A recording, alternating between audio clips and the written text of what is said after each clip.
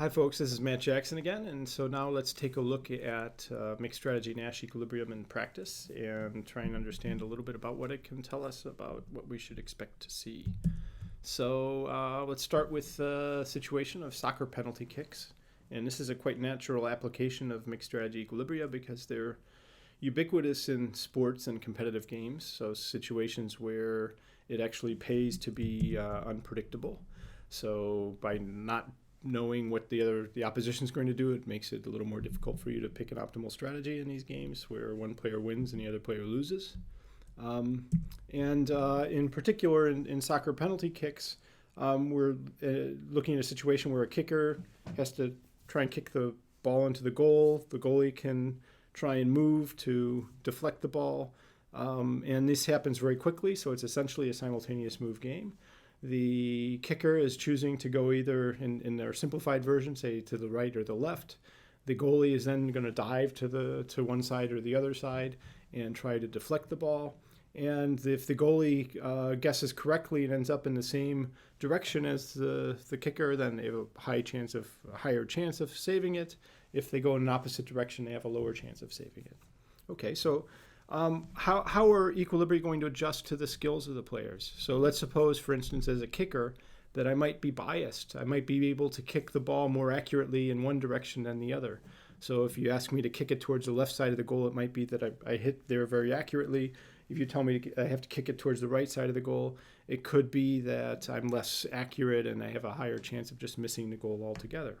So how is the equilibrium going to adjust when we change one of the players' adjustments in terms of their skills? So let's have a peek at this. Should a kicker who kicks penalty kicks worse to the right than the left kick more often to the left than the right? So if I'm worse in kicking towards the right, does that mean I should kick in the opposite direction more often? Well, let's have a peek. So let's start with just the simple version just to get our ideas fixed. So imagine that the setting is one where the kicker and the goalie, so let's have the kicker on this side.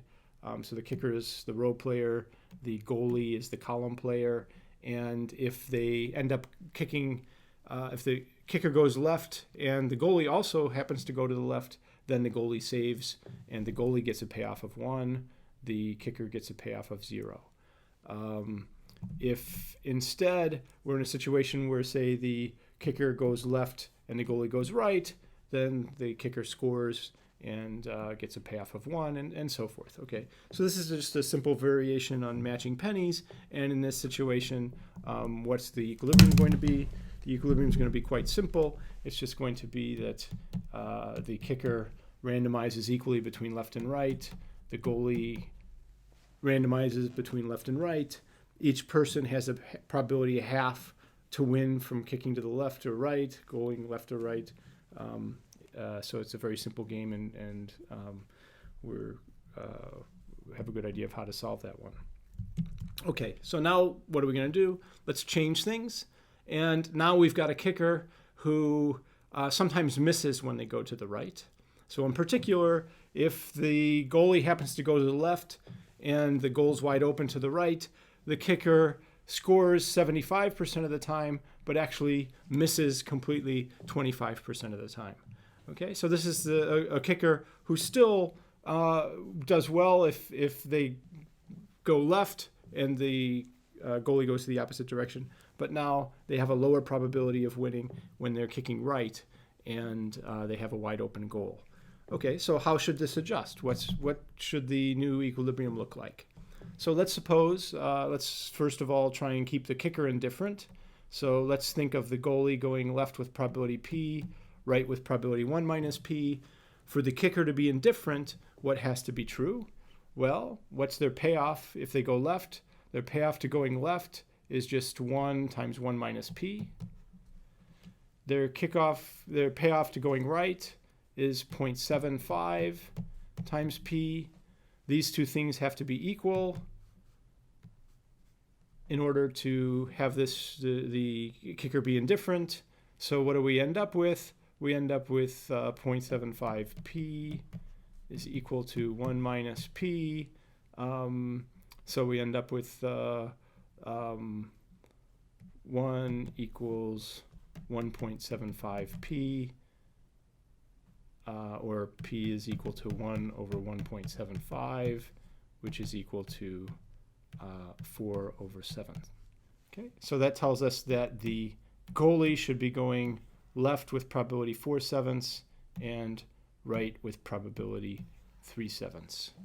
Okay, so we know what the goalie is supposed to be doing. So now the fact that we changed, the goalie's payoffs haven't changed, but the fact that we changed the kicker's payoffs meant that the goalie actually had to adjust, right? So even though the goalie's payoffs haven't changed at all in this game, the new equilibrium has a different set of probabilities for the goalie in order to keep the kicker indifferent now.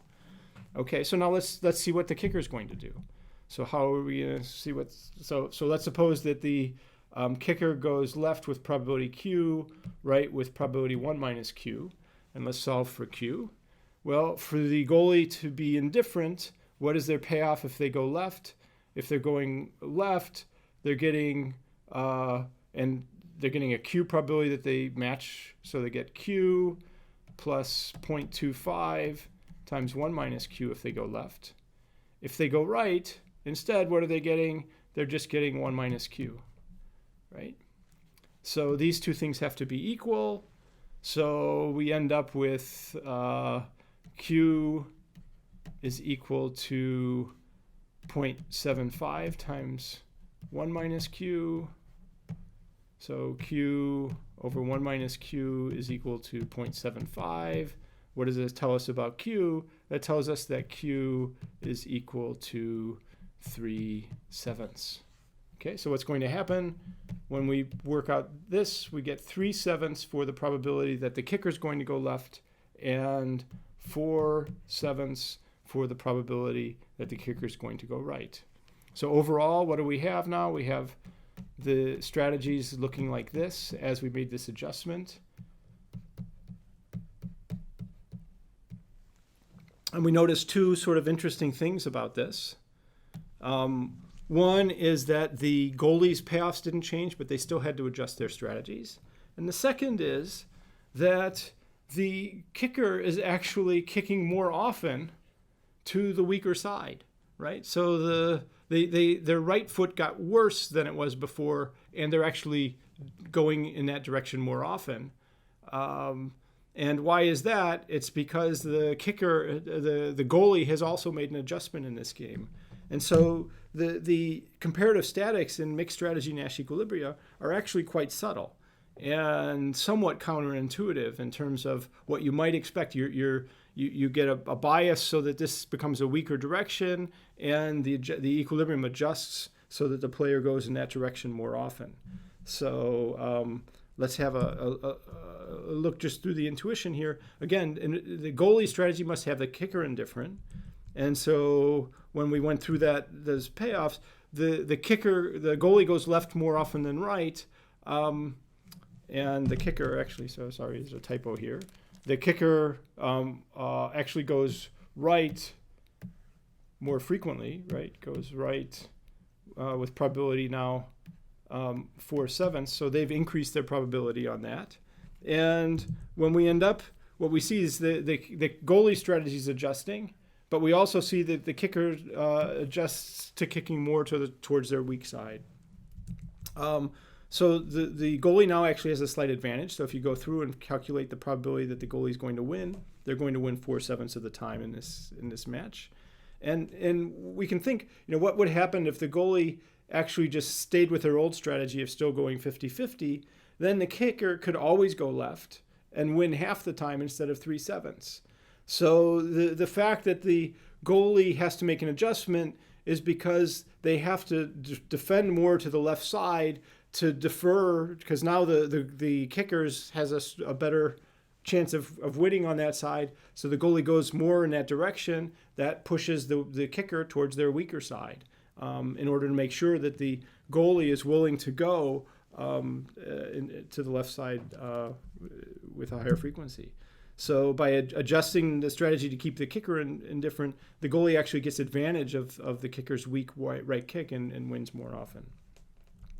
Okay, so just in terms of summary and mixed strategy and soccer penalty kicks in general, players must be indifferent between the things that they're randomizing over. That produces very interesting and subtle comparative statics. And there's a question that might come up in your mind. Do people really do this? I mean, this is fairly complicated, right? So, 50-50 we can figure out. Once we get these games where a player has an advantage one way or another, then the actual mixture becomes fairly complicated, and it's not so obvious that players will actually do that. So we'll take a look at that and see if this actually bears out in practice. Okay, hi folks. Let's take a look at some data now on mixed strategies and begin to see whether or not some of the subtleties that we were talking about earlier actually play themselves out in real incarnations of these games. So in particular, we mentioned that mixed strategy Nash equilibria can have some counterintuitive features, and they're can be somewhat subtle to solve for.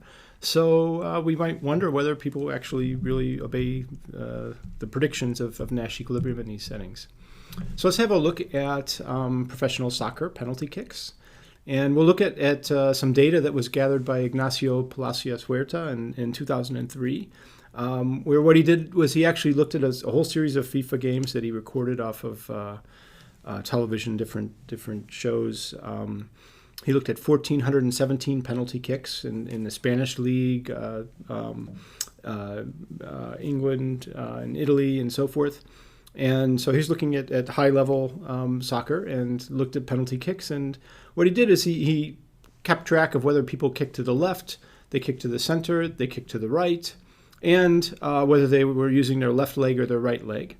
And we're going to look just at the simplified version that corresponds to what we analyzed earlier, which is just a left kick, right kick, and the goalie can either move left or right, which he actually analyzes a subset of the data on page 402, and we'll look at what data he actually has from that paper. Okay, so here's based on what he finds out of these 1,417 penalty kicks. These are sort of the averages. So in situations where kickers go left and goalies go left, kickers win 58% of the time, goalies win 42% of the time. In situations where the kicker goes left and the goalie goes right, then the kicker wins 95% of the time. If the kicker goes right and the goalie goes left, the kicker wins 93% of the time, and so forth. So these are the actual numbers that Ignacio finds based on these recorded penalty kicks from the 1,417 games. Okay, so we do see that there's biases here. There's some advantages and disadvantages. Going left against right is slightly better for a kicker than going right versus left. Not so different, but left compared to right, we see a little bit more of a difference. So this is an asymmetric game. It's a fairly subtle one. So we have to see whether or not we're going to end up with the Nash equilibrium in this game. Okay, so why don't we do the following? Given those numbers, we can pause the video and solve the game. So you can take a look at this, try and figure out what the probabilities that the goalie should go left. So say the goalie is going to go left with probability PG. The kicker is going to go left with probability P sub K. Solve for P sub G and P sub K with this matrix. So you're going to put PG here, 1 minus PG here, PK here, 1 minus PK here, and try and solve for the mixed strategy Nash equilibrium of this game. So take a few minutes, pause the video, try and solve that, and then we'll come back and look at what the solution looks like. Okay, so you've had a chance to look through that. Now let's see what actually is happening in this game. So what we need PG to make the kicker indifferent, right? So if the kicker kicks left, we can figure out what payoff they get. If the kicker goes right, we can figure out what payoff they get. So in particular, the goalie's probability of going left versus right must have the kicker indifferent. So when we look at the kicker's payoff from going left compared to their payoff to going right has to be the same. You solve that out, and what do you end up with? PG is roughly 5/12 in this case, or 0.42. So if we do the same for the kicker going left versus the kicker going right, you can go through that, and setting the goalie's payoff from going left versus right being indifferent. What do we end up with? We end up with PK. The probability that the kicker goes left is 0.38. So in terms of what we found that goalies should go left 42% of the time. That leaves them going right 58% of the time. Kickers should go left with probability 0.38, which then puts them going right with probability 0.62.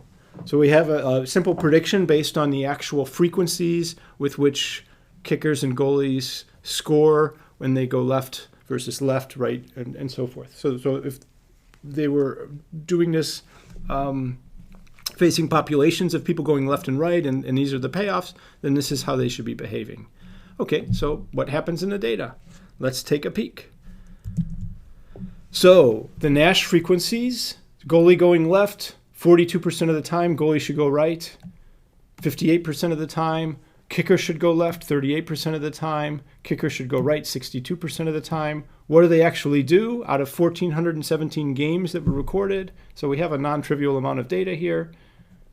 Goalies, 42-58, right on the money.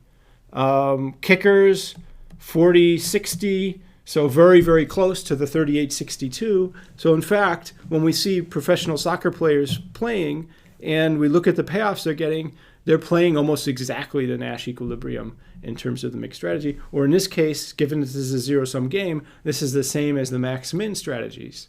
And if we ask a question of exactly how they learn to do this, it's not necessarily true that they're sitting down and looking at a matrix and calculating these things directly. But over time, they get it. They should be indifferent between going left and right. So if the other players are going in one direction or the other too often, and they start they can get a better payoff from going one direction or the other, they'll take advantage of that. And so things have to adjust in keeping them indifferent over time. So, do players randomize well over time? Yeah, pretty well.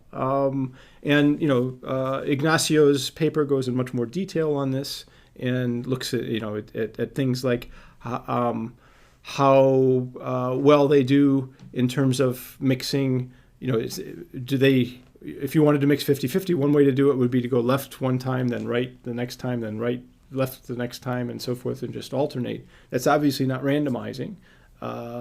And so instead, there's a question of whether people randomize so that they're really unpredictable over time.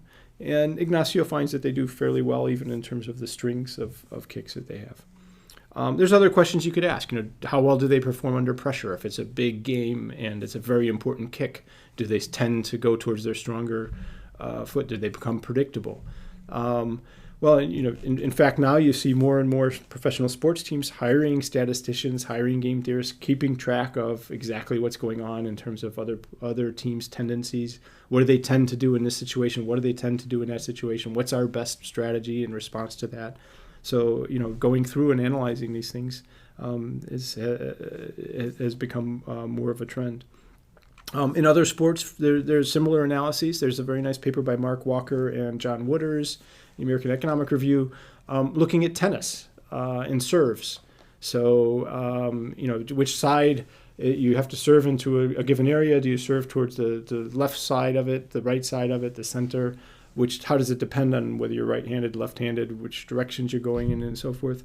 So they analyze a series of professional tennis games, and similarly, they find that minimax play is a fairly good predictor of exactly what's going on. There's also questions of how well people really mix over time, but the equilibrium predictions do fairly well. Okay. We see there are going to be games that have mixed strategy equilibria. In particular, zero-sum and competitive games will tend to have them in a lot of situations. Players have to be indifferent between what the players they're facing. That gives you some very interesting comparative statics. We asked the question, do we really see randomization? We found, yes, in professional sports, we do see randomization. There's lots of other things in the world where you see randomization. So predator-prey games, in nature. If you come up upon a squirrel thinks you're trying to catch it. What does it do? It randomizes a bit. So it's very unpredictable to figure out which way the squirrel is going to dart when you're walking by it.